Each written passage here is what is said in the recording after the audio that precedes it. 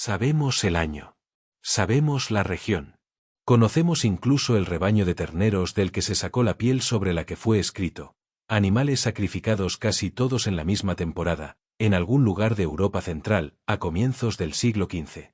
Sabemos casi todas las manos que lo sostuvieron durante 400 años, el nombre de un médico imperial, el de un profesor de Praga, el de un jesuita erudito, el de un librero polaco.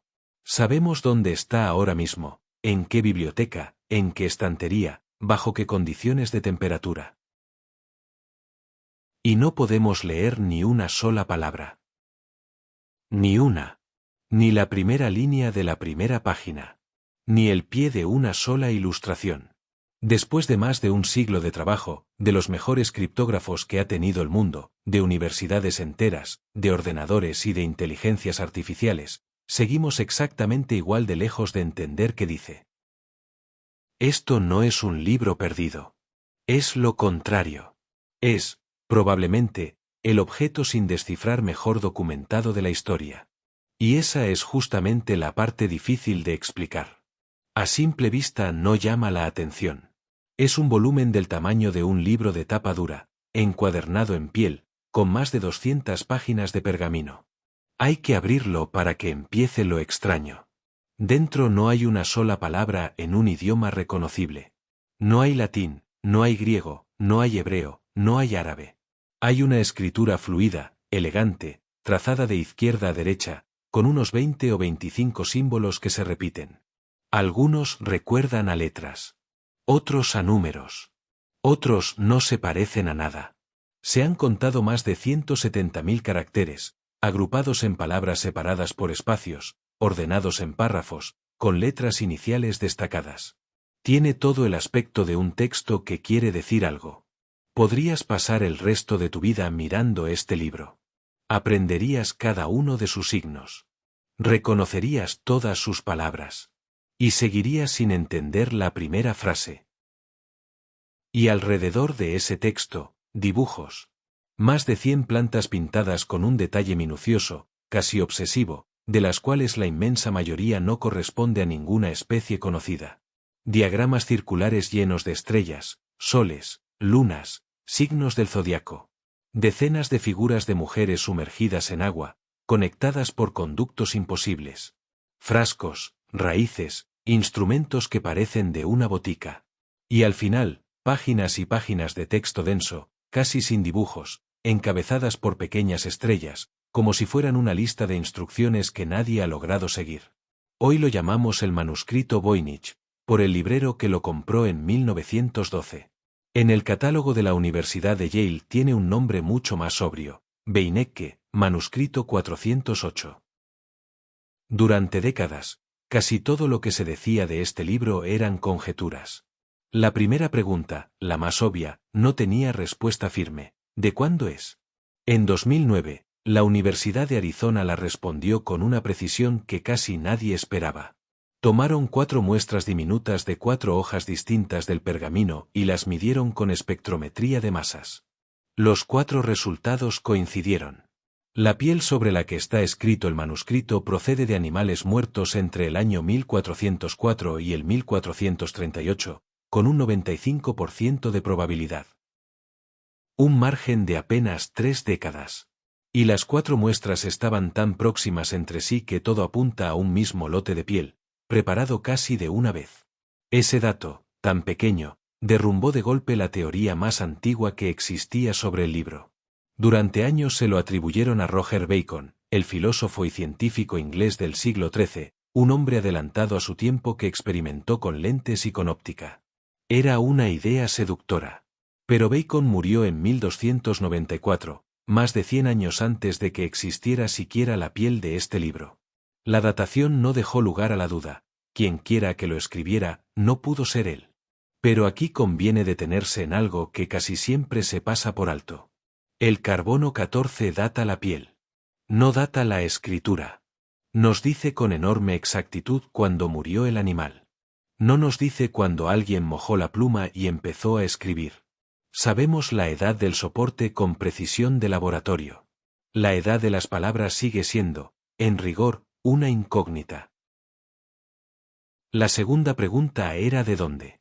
Y también aquí el libro deja una huella, aunque sea diminuta. En una de sus páginas más grandes, una lámina que se despliega en varios pliegos, hay dibujada una especie de mapa de círculos conectados. Y en una esquina, un castillo. Un castillo pequeño, casi un garabato, con un detalle muy concreto en lo alto de sus muros. Las almenas terminan en forma de cola de golondrina, una V invertida. Ese tipo de almena tiene nombre propio, almena gibelina, y era una señal política. Se usaba sobre todo en el norte de Italia durante los siglos XIV y XV. No es una prueba definitiva, y los especialistas siguen discutiendo la región exacta, pero es la pista arquitectónica más sólida que tenemos, y apunta hacia el norte de Italia y el arco alpino. Así que empezamos a tener un retrato. Un libro escrito a comienzos del siglo XV, probablemente en el norte de Italia. Y a partir de ahí, algo casi milagroso para un objeto tan enigmático, una cadena de propietarios con nombres y apellidos. En una de las primeras páginas apareció una firma que alguien, siglos atrás, había intentado raspar. El nombre era el de Jacobus Sinapius, un médico que fue destilador imperial en la corte de Rodolfo II, en Praga. No fue su autor, casi con seguridad, el libro pasó por sus manos como parte de una biblioteca imperial. Porque, según cuenta una carta que se conserva hasta hoy, el propio emperador Rodolfo II habría pagado por este volumen 600 ducados de oro, una fortuna, convencido de que contenía un conocimiento valioso. Esa carta la firmó en 1665 un profesor de la Universidad de Praga, Johannes Marcus Marci, y la dirigió a Atanasio Kircher, el erudito más célebre de su época, un hombre capaz de descifrar jeroglíficos. Marci le enviaba el libro con una súplica, que lo intentara él, porque nadie más había podido. Del médico imperial el libro pasó a otro estudioso, y de él a Marci, y de Marci a Kircher, y luego se perdió durante siglos entre los estantes de un colegio jesuita, hasta que en 1912 un librero llamado Wilfried Voynich lo compró en Italia dentro de un lote de textos antiguos. Desde 1969 está en Yale. Podemos nombrar a casi todos los que lo tuvieron en sus manos. A todos menos a uno. El único nombre que falta en toda la cadena es el primero. El de quien lo escribió. Y llegados a este punto aparece la suposición más natural del mundo, la que casi todos hacemos sin darnos cuenta. Si es un texto ordenado, con reglas, escrito por una mano deliberada, entonces es un código. Y los códigos, tarde o temprano, se rompen. Solo hace falta la persona adecuada, con el tiempo suficiente y la mente suficiente. Esa suposición tiene un problema. Y el problema se llama William Friedman. Friedman no era un aficionado. Fue, probablemente, el mejor criptógrafo del siglo XX. Durante la Segunda Guerra Mundial dirigió al equipo que rompió Purple, la máquina de cifrado que usaba el imperio japonés para sus comunicaciones diplomáticas más delicadas. Purple se consideraba inviolable. Los propios japoneses no creyeron que pudiera romperse, y siguieron usándola mucho después de que Friedman y su equipo ya leyeran sus mensajes. Ese hombre, el que abría las cerraduras que nadie más podía abrir, dedicó una parte enorme de su vida a este manuscrito. No lo hizo solo. Reunió a un grupo de los mejores criptoanalistas que habían trabajado en la guerra, gente entrenada para encontrar orden donde otros solo veían ruido. Trabajaron sobre el Voynich durante años. Lo transcribieron símbolo a símbolo.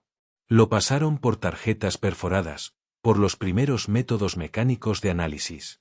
Le dedicaron, entre unos y otros, cerca de 15 años. Y no lo descifraron. Pero Friedman llegó a una conclusión. Una conclusión que no podía demostrar, y que sin embargo le parecía la única compatible con todo lo que había visto. Creía que el manuscrito no era un mensaje cifrado. Creía que no había, debajo, un idioma real esperando a ser revelado. Creía que era otra cosa, un idioma construido desde cero. Un lenguaje inventado entero, con sus propias reglas, diseñado a partir de conceptos y no heredado de ninguna lengua humana. El problema es que no podía probarlo. Y Friedman era, ante todo, un científico. No quería anunciar como cierto algo que era solo su mejor intuición. Así que hizo algo extraordinario. En 1959 publicó, disimulada al pie de un artículo académico, una sola frase cifrada. Un anagrama. En su superficie, la frase decía, con ironía, que él no confiaba en los anagramas, que eran de escaso valor y no probaban nada. Pero esa frase, reordenada según una clave que él se guardó, decía algo completamente distinto. Y esa clave, la solución de su propio anagrama, la metió en un sobre cerrado. El sobre no se abrió mientras vivió. Se abrió después de su muerte. Dentro estaba su veredicto sobre el libro al que había dedicado media vida, que el manuscrito Voynich fue un intento temprano de construir un idioma artificial y universal. El hombre que había roto la máquina que nadie podía romper dejó su conclusión sobre este libro encerrada en un cifrado. Como si, hasta el final, no se atreviera a decirla en voz alta. Y hay algo casi doloroso en esa conclusión. La idea de construir un idioma filosófico desde cero, a partir de conceptos puros, no tuvo forma seria hasta el siglo XVII, con pensadores como John Wilkins. Más de 200 años después de que se preparara la piel de este libro. Friedman estaba sugiriendo que alguien, a comienzos del siglo XV, se había adelantado 2 siglos a una idea que ni siquiera existía todavía. Porque esa es la verdadera grieta en el corazón de este libro. No sabemos si dice algo. En 2004, un investigador británico llamado Gordon Rugg propuso una idea incómoda. ¿Y si el manuscrito no significa absolutamente nada? Rugg demostró que, con una herramienta sencilla del siglo XVI, una plantilla de cartón perforada llamada rejilla de Cardano, cualquier persona con paciencia podía generar páginas enteras de texto que parecía un idioma. Texto con patrones, con repeticiones, con estructura, y sin ningún significado detrás. Eso explicaría algo muy raro del Voynich, que casi no tiene correcciones ni tachaduras. Porque no puedes equivocarte al escribir algo que no quiere decir nada. Sería el engaño más elaborado y más inútil de la historia. Años de trabajo, materiales caros, una escritura perfecta, para no decir nada en absoluto. Y sin embargo, cuando se analiza el texto como si fuera un idioma de verdad, se comporta como uno. Cumple la ley de Zipf, un patrón estadístico que aparece en todas las lenguas humanas. La palabra más frecuente aparece aproximadamente el doble de veces que la segunda, el triple que la tercera, y así sucesivamente. El español lo cumple. El chino lo cumple. El árabe lo cumple. El Voynich también. Y hay más. Dentro del libro hay 2 variantes claras de la escritura, que los investigadores llaman lengua A y lengua B, con ritmos y hábitos distintos, como si fueran 2 dialectos o 2 manos diferentes. Y estudios estadísticos posteriores han encontrado que ciertas palabras se concentran justo donde tendrían que concentrarse si de verdad significaran algo, igual que en un texto real las palabras clave se agrupan por temas. Así que estamos atrapados entre 2 posibilidades, y las 2 son extraordinarias. O es el objeto vacío más sofisticado jamás fabricado, una máquina de imitar el sentido construida con un cuidado que ningún fraude ha merecido nunca. O es un idioma auténtico, real, con significado, del que hemos perdido para siempre la única llave que lo abría. Nadie ha logrado cerrar esa puerta en ninguna de las 2 direcciones. Y por eso este libro es tan difícil de encajar. Estamos acostumbrados a que un enigma histórico sea un vacío, no sabemos quién construyó esto, no sabemos para qué servía aquello, faltan las piezas. El Voynich es lo contrario de un vacío. Casi todas las piezas están sobre la mesa. Tenemos la fecha, con una precisión que la mayoría de los documentos medievales nunca alcanzará. Tenemos la región. Tenemos los materiales, la piel, la tinta de hierro, los pigmentos, todos auténticos, todos de su época, sin rastro de manipulación moderna. Tenemos la cadena de manos que lo custodiaron durante 4 siglos. Tenemos 170.000 caracteres perfectamente conservados y perfectamente legibles, en el sentido de que cualquiera puede copiarlos uno a uno. Lo tenemos casi todo. Nos falta lo único que haría que todo lo demás importara. No sabemos quién lo escribió. No sabemos qué dice. No sabemos por qué. El enigma del manuscrito Voynich no es que sepamos poco. Es que lo sabemos casi todo menos el sentido. Es un objeto que ha entregado su cuerpo entero al análisis y ha guardado, intacta, la única cosa que un libro existe para entregar, su significado. Piénsalo un momento.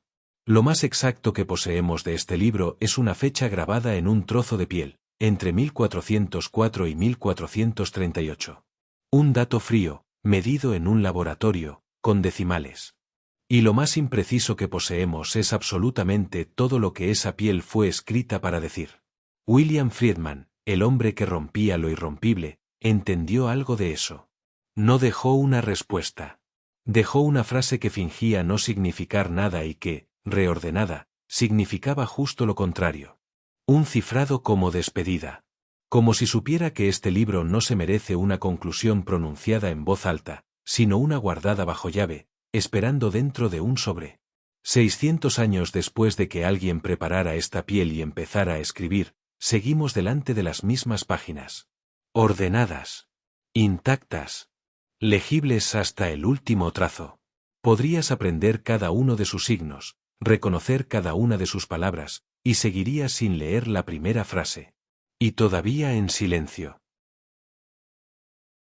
Casi siempre damos por hecho que debajo de una superficie hay algo esperando, y que basta con levantar el barniz para llegar a ello. Este libro lleva 600 años recordándonos que no siempre es verdad. A veces la superficie es todo lo que hay, y aún así merece la pena mirarla. Eso es lo que hacemos aquí, levantar el barniz de lo que creíamos entender, incluso cuando debajo solo encontramos más preguntas.